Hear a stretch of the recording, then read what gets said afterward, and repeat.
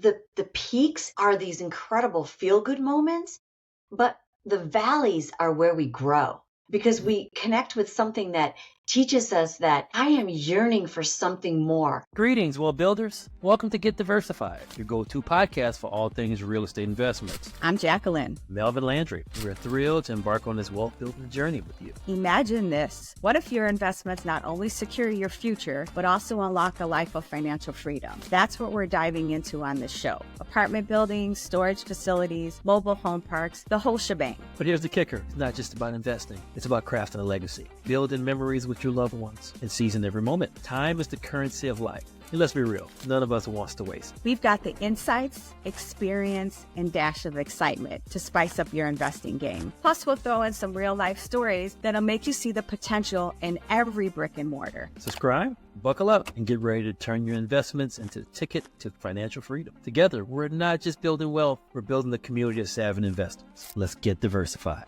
Yeah, I love how you talk about the obstacles, because oftentimes we talk about, oh, I went from being this high-powered corporate executive into this real estate mogul and starting my own, and we always talk about that success, and it leads so many people to believe that success looks like this, and it doesn't. Yeah. There's things that happen in life. There's changes that we make. There's kids involved, there's husbands, there's family, there's all these things. So I think that oftentimes people, when they talk about what a woman's success curve looks like, they think it looks like that. And that's just really not it. And there's all these other challenges that most men don't even think about.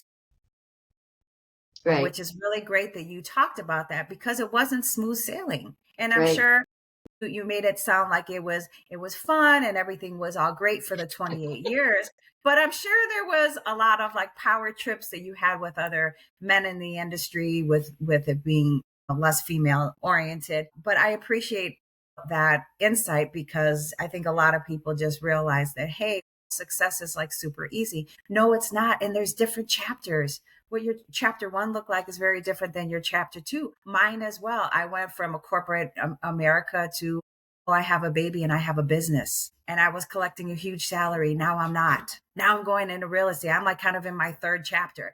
So anyways, I just wanted to put that perspective in there, because I appreciate you talking about those obstacles, which, people need to realize that, hey, as you're making these shifts, if you're courageous enough, Melanie, because you were courageous enough to say, this is not what I came into life for, is to stay here in this corporate job. But there was more to you. You were unpeeling back the onion, as you were saying. So bring us back. So you had a very successful coaching career. And so what are you up to now, and where do you see your next chapter going? Or are you in that next chapter? I feel like I am. And I think you're really steering us in this direction that, the peaks are these incredible feel-good moments, but the valleys are where we grow, because we connect with something that teaches us that I am yearning for something more. And half of that time I wasn't able to really, and I think this is so common for most women, is we're dutiful. We're being the good girl.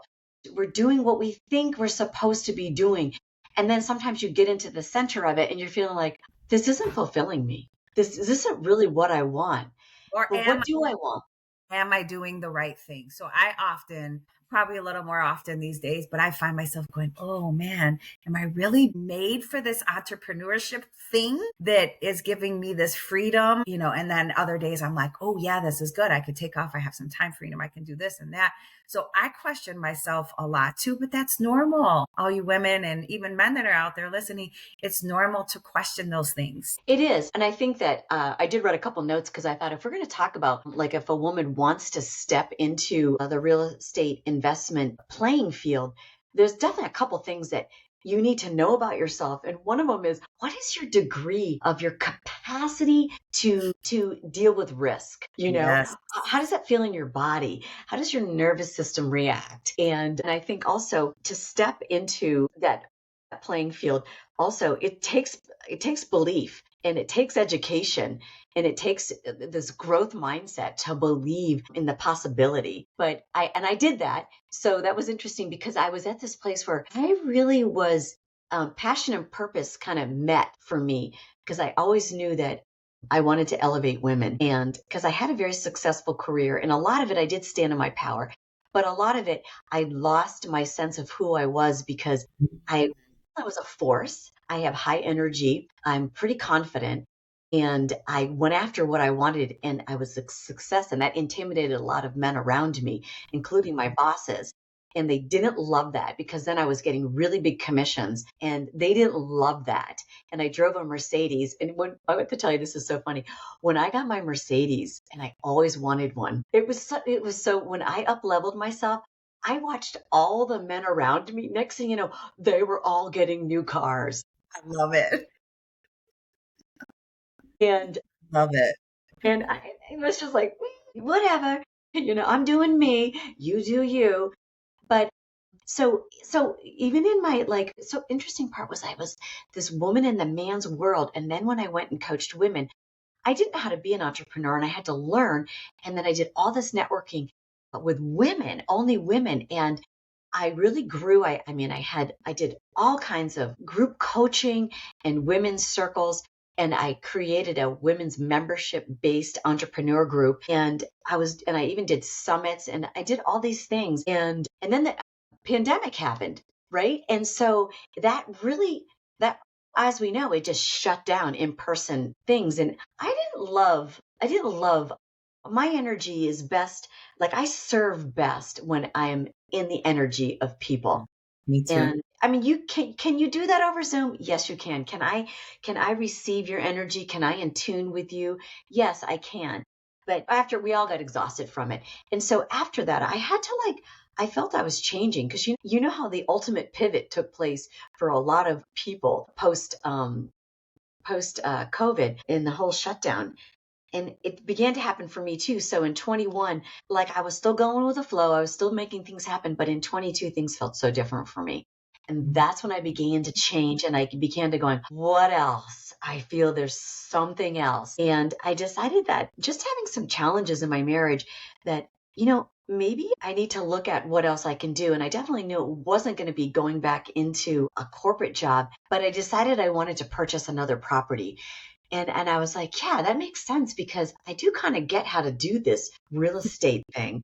And so I did. I bought another property in my neighborhood, and I literally had such I was really learning about manifestation, and I deeply manifested that because there were so many problems with it. I made the offer just to the seller. And I said, look, I'd like to give you the first right of refusal on your house. If you sell this, I really want this.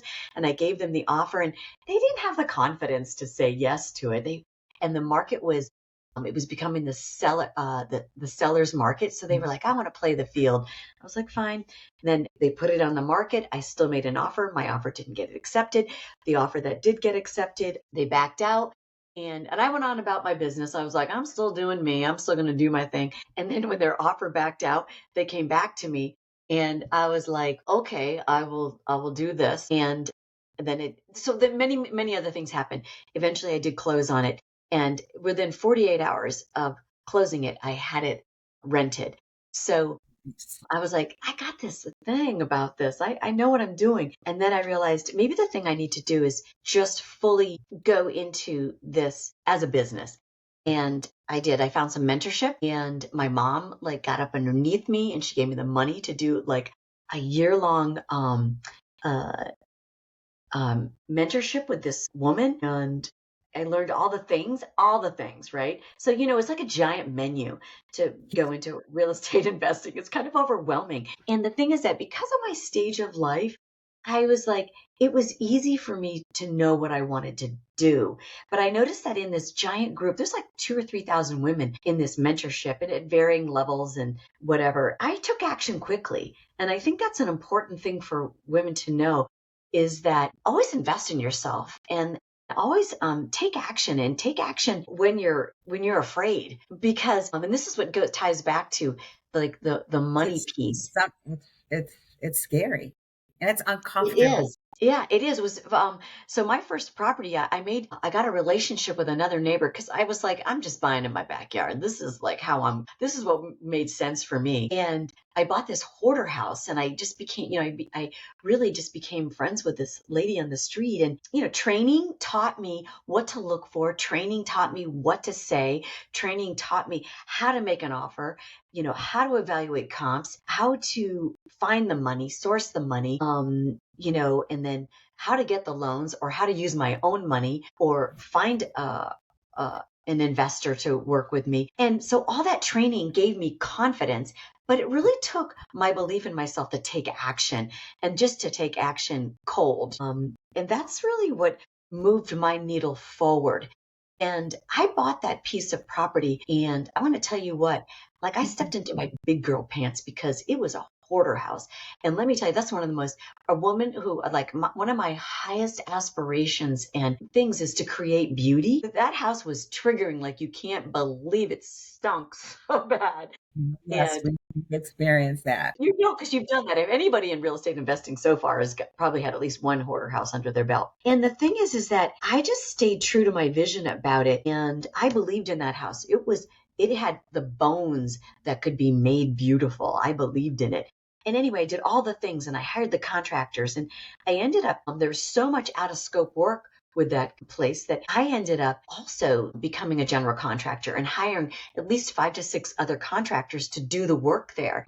And that intimidated my contractor, who was, by the way, the same age as my son. He was 26. Which is really funny. But that was a great learning lesson. I learned how to step into my power. I also learned about my nervous system, how I was spending $100,000 just in repair and what that felt like and how to oh my God, it was like the opposite of the feminine element that I was coaching women in.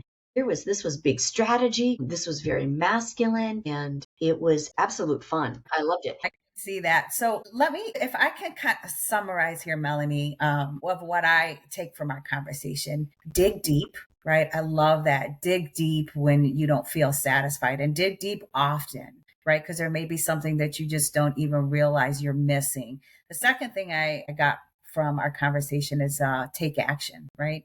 Be that person to take action. And I think the thing that literally almost every few minutes that we were talking, we heard mentor. There was a mentor, some mentorship going on. There was a group of women. You were mentoring somebody was mentoring you. So really digging deep, taking action, and having a mentor and various mentors, depending on what chapter of life you're in, is my key takes out of your story today. Thank you for sharing all of that. So let's kind of wrap this up a little bit. What are the last few words that you want to leave with the listeners and viewers of this podcast, just about your thoughts? I really think that women need to trust themselves.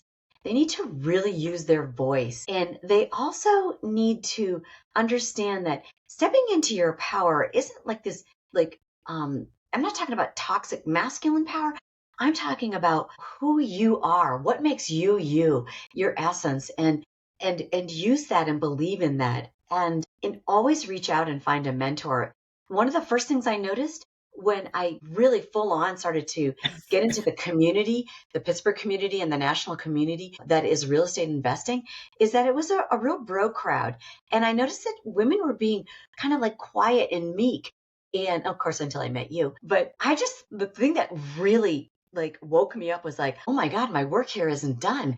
Like I need to come into this community and help uplift these women because I want to be their mirror to show them that they really do have the power. They really do have the brilliance and they just need to step into it.